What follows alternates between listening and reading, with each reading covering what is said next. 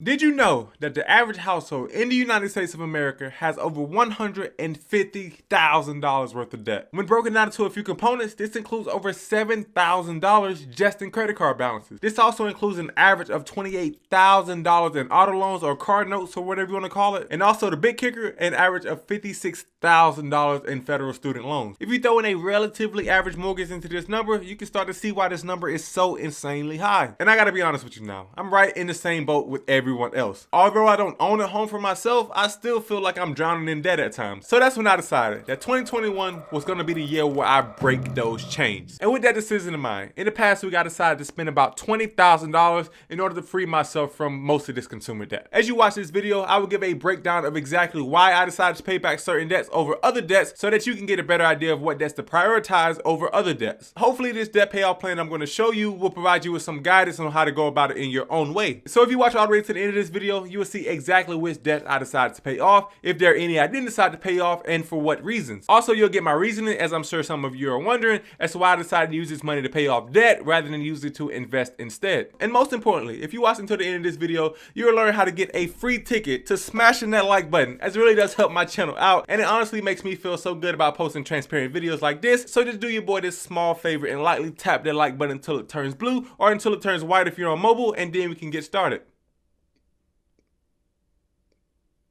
All right, let's go. So I already know that one of the comments that I'm going to get the most is why I didn't use the money that I used to pay off the debt to invest instead. And personally, I don't have a great answer for you. To me, this was sort of a 50-50 situation. I was in a position where I already maxed out my 2020 Roth IRA, and instead of adding this money to an individual brokerage account, I wanted to use it to free up some monthly cash flow instead. And this is for a few reasons, but the main reason was to lower my financial freedom number. Now, if you don't know what a financial freedom number is, it's basically how much money you would need to retire or live on that money for the rest of your life without ever having to worry about running out of it. This number takes into account the expenses that you have every single month, how much you plan to withdraw from your balance every year, and also the average annual growth rate of your investments. So when I calculated this number for myself, I said that my monthly expenses when I get ready to retire will be around $5,000 a month or around $60,000 annually. I also said that I only wanted to withdraw 4% from my investment account annually with an average growth rate of 7% year over year. With this math imported, it said that I'll need $1.5 million invested at a 7% annual return rate in order to withdraw $60,000 a year without ever running out of money. And that number obviously is extremely high, but there are a few great ways to lower it. One of the ways that you can lower this number is by making passive income. For example, if you started a hobby that makes only $250 a month, that will lower your financial freedom number by $75,000 to $1,425,000. This is awesome for a number of reasons, because if you have something that you're passionate about, like making YouTube videos, you can use that hobby to monetize it in order to lower your financial freedom number. But the second and more obvious way that you can lower your financial freedom number is by lowering your expenses. And that is what I feel is more controllable. I don't really have much control over how much money I make on YouTube, but I do have much more control over how much money I pay out in debt payments. So with that reasoning, I decided to use the $20,000 that I had in order to pay off the debt rather than invest more into my investment account. So now that we talked a little bit about why I decided to pay the debt rather than invest, let's get into the meat and potatoes of this video and talk about exactly which debts I paid. So the way I want to structure this part in order to keep my thoughts in order is go from smallest debt to largest debt that I paid. And the first debt payment is something I don't even think counts as a debt payment,